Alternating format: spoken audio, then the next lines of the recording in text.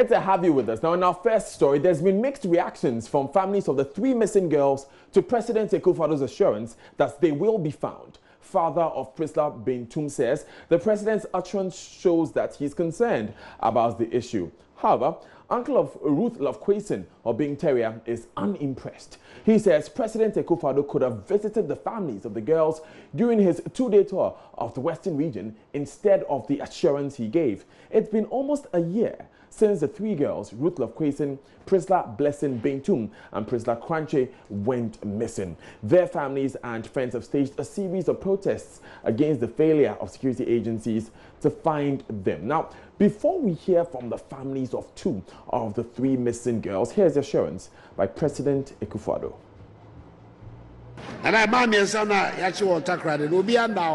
I want to assure you that we've not gone to sleep on these 3 kidnapped girls. We are dealing with an unscrupulous group in this matter, and therefore we are being tactical. The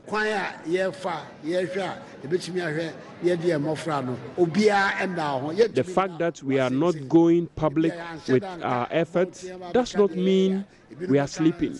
We cannot but support Ghanaian women by putting in every effort to find them.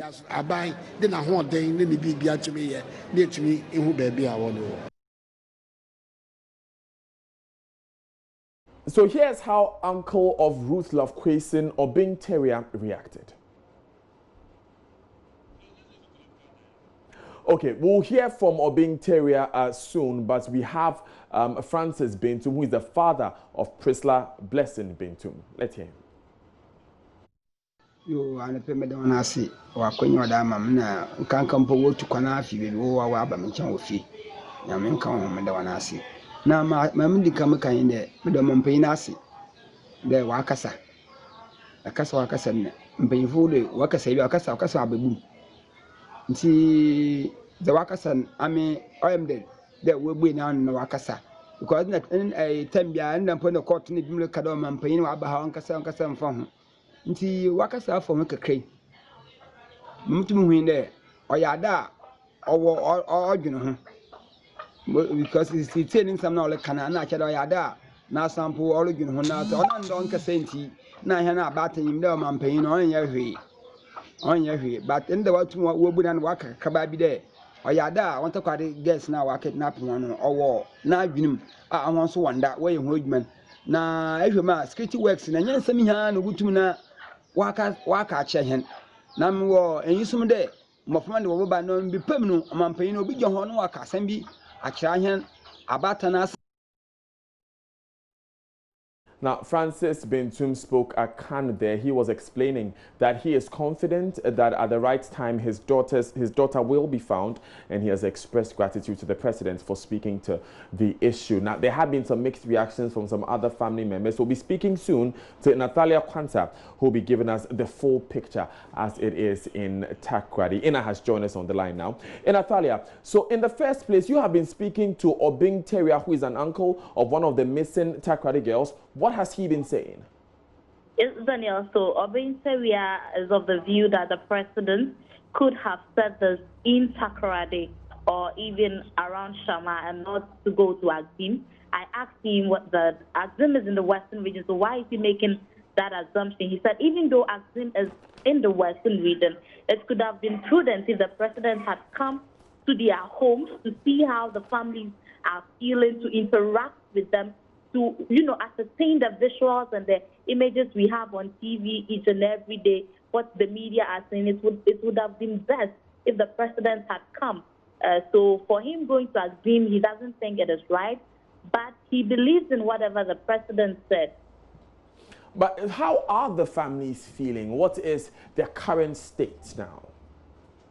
The families are a bit calm. The mother of Ruth Love-Quayson, for instance, this morning when I met her, she told me that she has stopped taking the numerous of drugs she has been taking since her daughter was kidnapped because she can feel some sharp pain at her abdomen, and each morning she has this sharp pain, and she feels if she continues to take this medicine, probably she might even die before her daughter comes. So she has stopped taking it. The father of Priscilla Blessing Bentum looked a bit calm from his speech.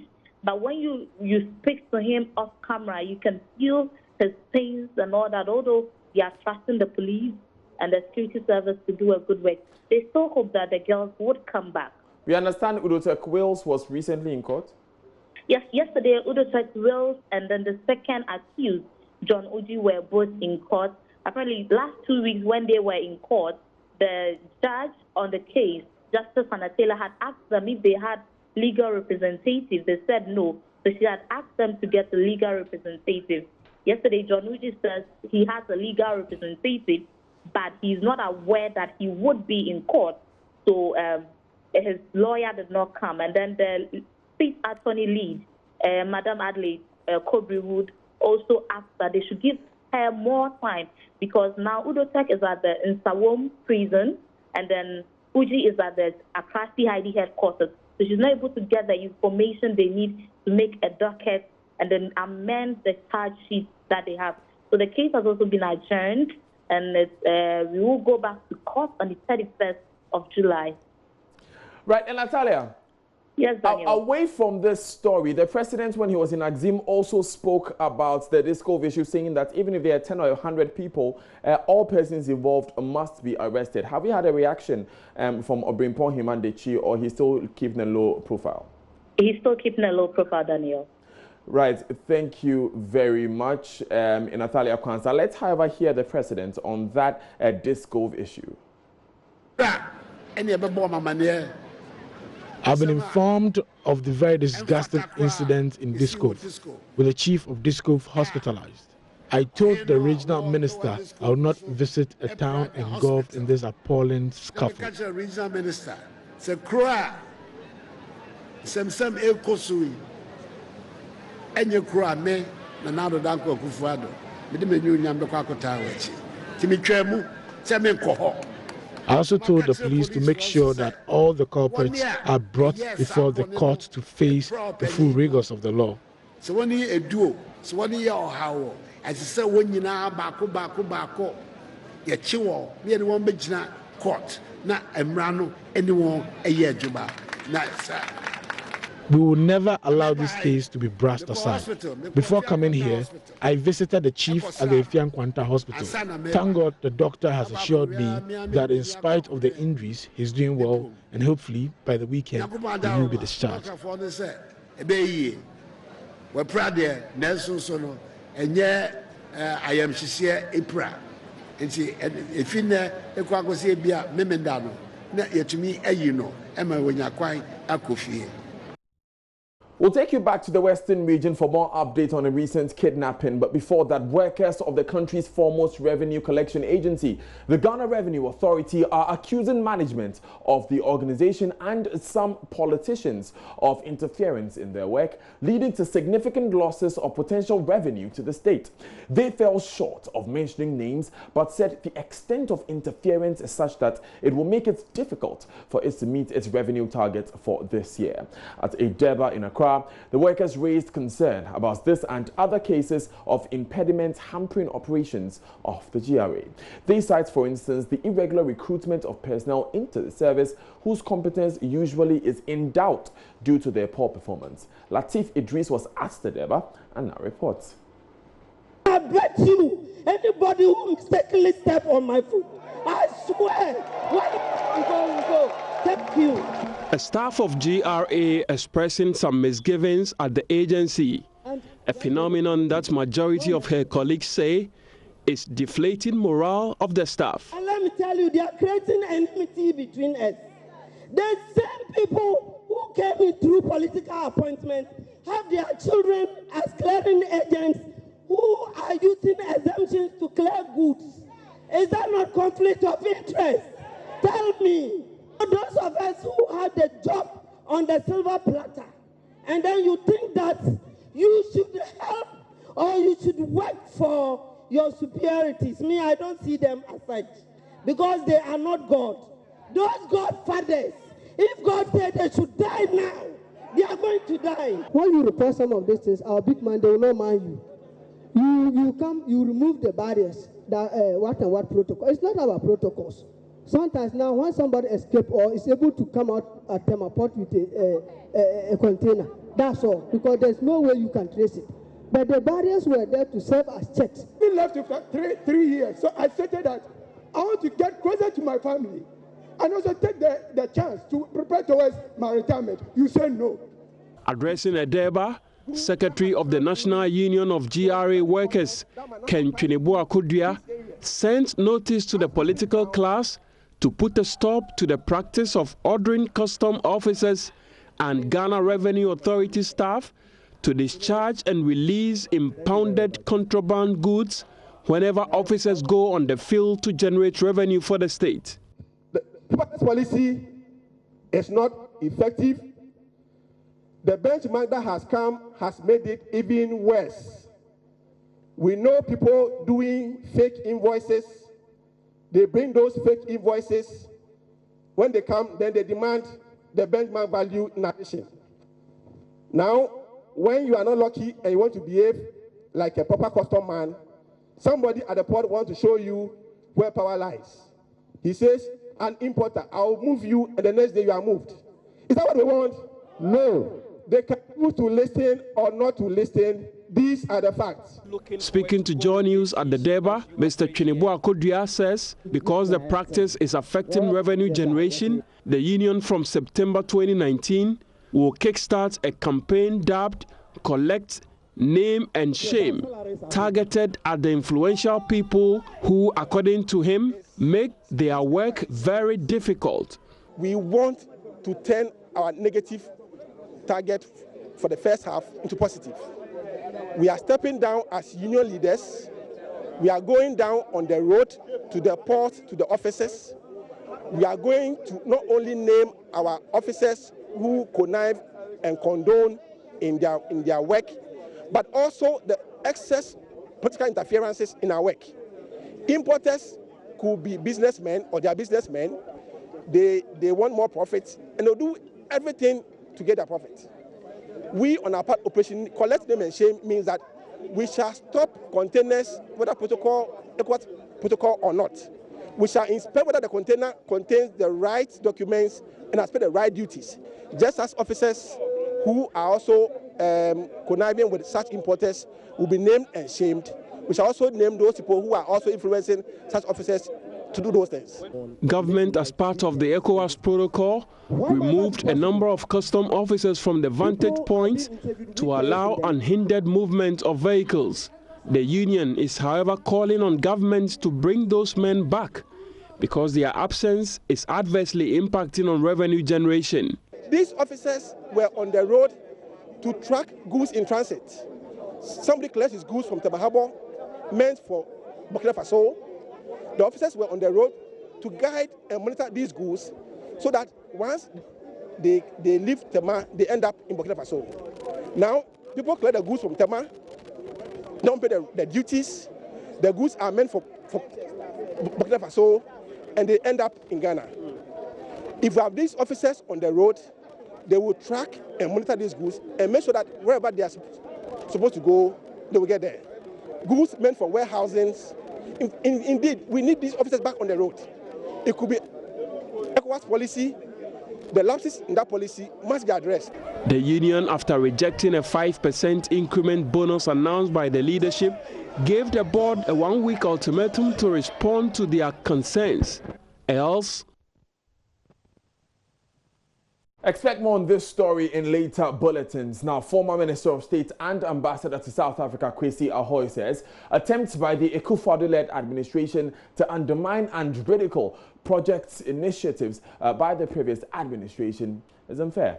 Speaking on governance and politics on the sidelines of the 7th anniversary ceremony of the late President Atta Mills, he says deliberate attempts by some politicians to paint a picture to Ghanaians that former Presidents Mills and Mahama did nothing during their term in office is disingenuous. His comment comes after President Akufo-Addo challenged former President Mahama's record in cocoa management. Leadership and nation building is a continuous program. And so we should see signs of continuity. And when a group comes and tries to destroy and undermine and ridicule everything that the predecessor did, it doesn't augur well for us as a country, because then it will be done to you too, right? So sometimes it's good to stay back a bit and give space for those who have the chance to lead the country to fill that space. But they must fill the space with honesty and integrity. Is that not what we are seeing today? No, far away from it. I mean, everything that Mahama did, everything that Professor Mills did is being rubbished as if they didn't do anything, and that's only one class of people who know it all. No one person in this world knows it all, and you can't do it all. So long as we carry on with that attitude, this country will remain as backward as ever. I feel sad when today, for example, I hear my president, Akufo-Addo, ask Mahama to give him one policy in agric that he put in place to move agriculture forward. I feel very sad for Akufo-Addo to ask this question. It's either he wasn't living in this country or he just decided to play mischief. It shouldn't be like that. You take over and go ahead with what you are doing, but don't ridicule, don't condemn what happened. I was the Minister for Agric under Mills and partly under Mahama. So I know what we did. You're talking about rearing for food and whatever. Yeah. I gave pigs out to the whole of Ghanaian farmers. Go and check with every farmer. I gave small ruminants. I gave cockerels. We have done these things. It's just a repetition, because that's what it should have been. It should have been a continuity, right? But don't say nothing was done. If you don't know, check. It's always important to check your fact before you open your mouth, right? And that is not what we are saying today. That is not what we are saying. But that is also not to say that there were not ills in the past. Things might have, yes, things have condemned those things that were bad in the past, yes, and go praise those that were good in the past, and then build on those that were good. Away from that, Education Minister Dr. Matthew Opoku Prempeh has described as trespassers the former Vice-Chancellor and other dismissed staff of the University of Education, Winneba, who stormed the school on Tuesday, seeking to reinstate themselves. The former VC, Professor Malto Avoka, claimed his action was informed by his exoneration by the Economic and Organized Crime Office, YOCO, after he had been indicted for abusing his office. We will shortly hear the Education Minister's position on the matter. But Joy News' Maxwell Agbagba has been speaking with the university authorities, who say the ousted Vice-Chancellor cannot claim vindication from YOCO, as it wasn't that body that indicted him. About 20 police officers are positioned right in front of the administrative block of the university. Some of them are also patrolling the university campus. For vehicles entering the university, some drivers are made to open their boots. For security men here to check to see if they are not entering the university with any harmful object. We've been speaking to public relations officer of the university.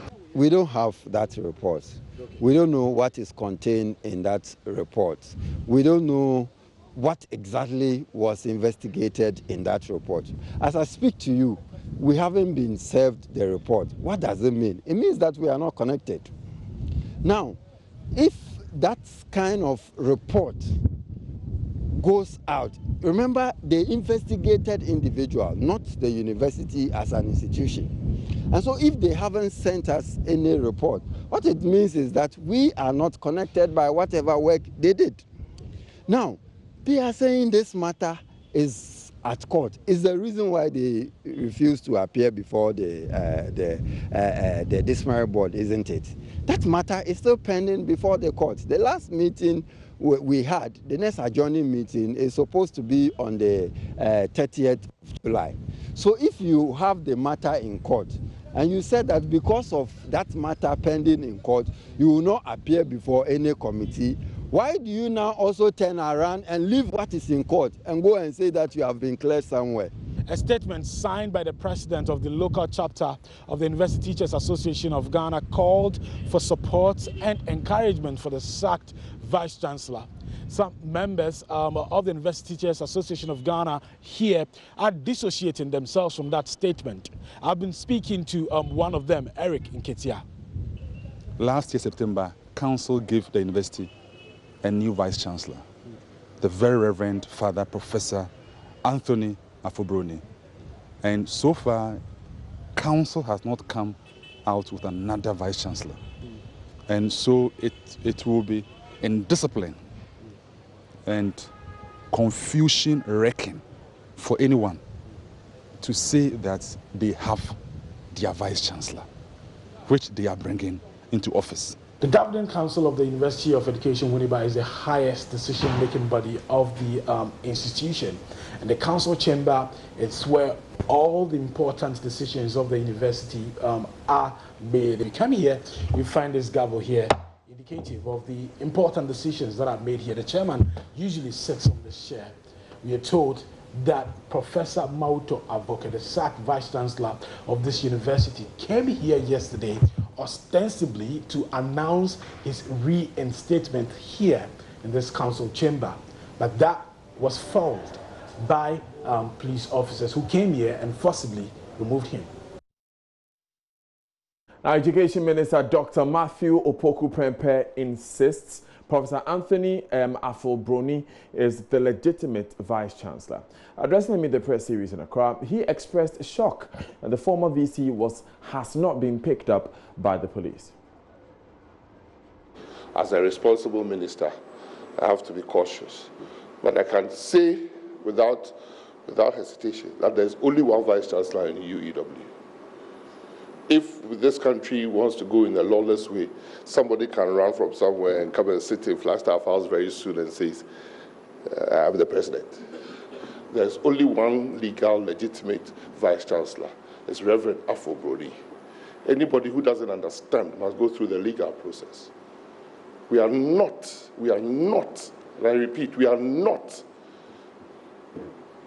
going to accept such things. Where would it end? Where would it end? I'm rather surprised that the police have not charged the trespassers in court by now. I'm rather surprised. Because even if you are, somebody must ensure that you are there. You can't nilly-willy run to a school, go and sit in a chair and say you are ever, hey, can we get a device? Let's give you. It's not easy like that. There's a process that we have to go through. You can challenge a process, you can go to court, you can challenge a process, and even if you win, it has to be executed. It's all through a legal means.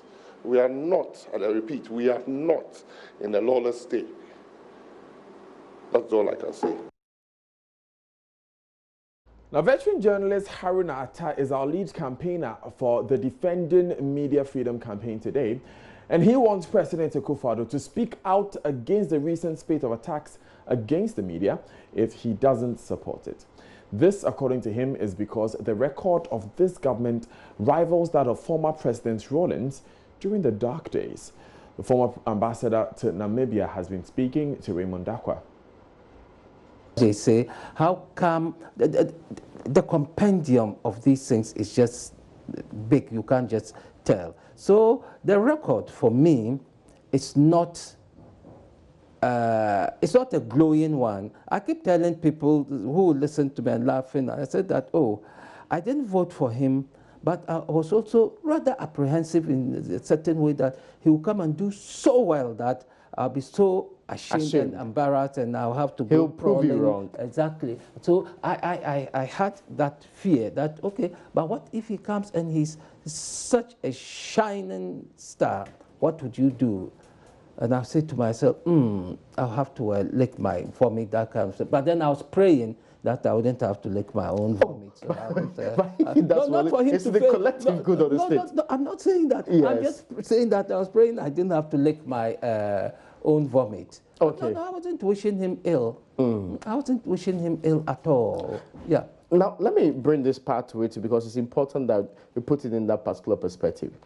The understanding many have had, and you, if you compare from Rawlings up to this time, I want you to be able to, if not rank order, single out periods you think media freedoms have deteriorated the most.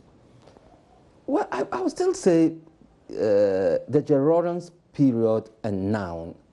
in the middle there, like I keep saying, unfortunately, President Mills didn't live long enough for us to have seen how things would have gone. But actually, within that period, Kufuor to John Mahama, I think things didn't deteriorate. I think things, there may be an infringement here and there. Like you mentioned, the Stan Dogbe's case. These lone wolf aberrations. But generally, within those periods, and I'm not being political, saying President Kufuor, President Mills, and President Mahama, these three presidents, for me, stand up as tolerant people.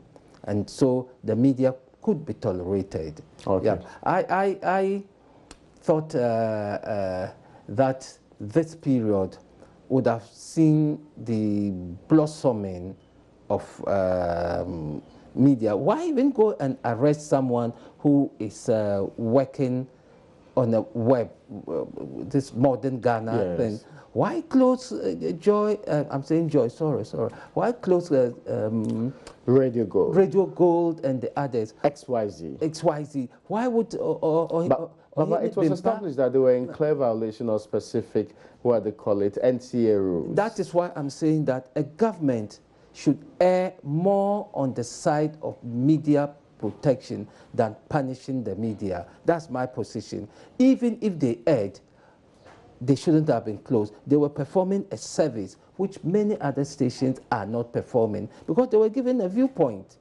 They were given a viewpoint away from what some stations are not given because of the plurality of our politics. So you close it down, you are denying a section of people in this country from getting alternative information. So better err on that side than go on and say you are insisting on making the law work. If you want to do that, there are many media houses in this country. Can we separate the leadership of the authority, in this case, that's the NCA, from what would have been the position of the executive president of the Republic? No, we can't, because the appointment is done by the executive president, because it's he who gives the appointments based on all sorts of things, and we want to hear what he has to say about all these things. There's too much silence with the happenings here. There's just too much silence. Yeah. So it cannot be a golden age, if you ask me, this period. Maybe it will change between now and election 2020, maybe, and I'll eat my words. But now I cannot say it's part of the golden age. A recent conversation, and that conversation is about whether or not, as a media organization, the reaction of a Minister of State to an intern's call has become very topical. Some say it's disrespectful. Others say it can never happen that an intern will place a call to a minister to ask specific questions. And even before these questions are asked, the minister is insisting, I can't deal with an intern. If you were still that very active, bold journalist, what direction will you give on this matter? An intern is a journalist, by all intents and purposes. It's just that they don't still yet have a certificate. So an intern, as part of his or her training, has the right to even call the president and ask him a question. An intern is an intern because it's part of his or her training. So for me, as an ambassador, or former ambassador, for an intern to call me, I'll be very, very proud. I'll even let them come to my office. They come. Like I was telling you, when I was editor, that's how I used to deal with my subordinates. The hashtag is still Defend Media Freedom. Join the campaign on social media. Now, if you've ever found dieting difficult or boring, you might want to listen to this. Healthy but fun dieting is now possible with a mobile application designed by my biomedical engineering students of the Kwame Nkrumah University of Science and Technology. The app, known as HealthMate, provides users with a special dietary plan to maintain healthy lifestyle goals whilst having fun with people in your geographic location. On Tech Thursday, Love FM's Kwesi Deborah speaks with two students behind the innovation. Banana is traditionally eaten with granite, but I can't help with yogurt. I call it yogurt banana. Unfortunately, I sometimes go overboard. According to a WHO report, unhealthy diet accounts for 1 in 5 deaths globally. Overweight and obesity are also increasing at an alarming rate in children and adolescents in almost all countries. Fitness apps such as My Fitness Pal, My Net Diary, and My Plate are some of the well-known nutrition and fitness apps. The apps help users to lose weight, count calories, and manage food intolerances, among others. These apps, however, don't offer users with a food recommendation engine that caters for diseases such as hypertension and diabetes, and meals that are unique to locals in a geographical location. So how am I going to do it? Opara Obina Go Spa and Okerentie Mason David therefore set out to design HealthMate. HealthMate helps users make healthy life choices by recommending meals to them, providing them with dynamic goal adjustment. Let's say now your goal is to increase by, let's say, a kilogram or 2. So what the app will basically do for you is calculate the amount of calories you need in order to attain your goal. Let's put your foods on a period basis, which means when it's breakfast, you'll be alerted so you don't forget. So you'll be receiving a notification saying breakfast time. And then when you add your breakfast, the system would save it, and then your lunch, and then your dinner. You have targets of 3,600 calories. And maybe at the end of the day, you've been able to attain 3,200. Now the leftover 400 would be spread to the remaining days that you're meant to be able to attain, right? So this will make the system kind of dynamic and make sure that you always hit your goal. It also provides a community forum to users to connect with people who are around their same geographical location. E.g., let's say there's someone in Kumasi, now he can connect with someone in Kumasi, Accra, and the rest. In their quest to make fitness and dieting fun, HealthMate has a challenge section where users are rewarded. This is a sample challenge. So you could see here that I've been told to attain about 20,000 steps for today, up until 30th May 2019, right? And I've attained 19,087 steps, right? So when I click here, I get to see everyone being involved. Now, James Doe here is probably a user that hasn't used his app in the long run, so he has 0 steps, right? So it shows here now that I've attained 19,087 steps, right? So at the end of the day, if I'm granted winner, I'll be granted some points, which will be used as an encouragement for me. The students are working with nutritionists to create a calorie chart for more native foods. Reporting for Joy News, Kwesi Deborah. And you're still live on Joy News today with me, Daniel Daze. Coming up in business, closer collaboration urged among government agencies to tackle high rate of corruption in the extractive sector.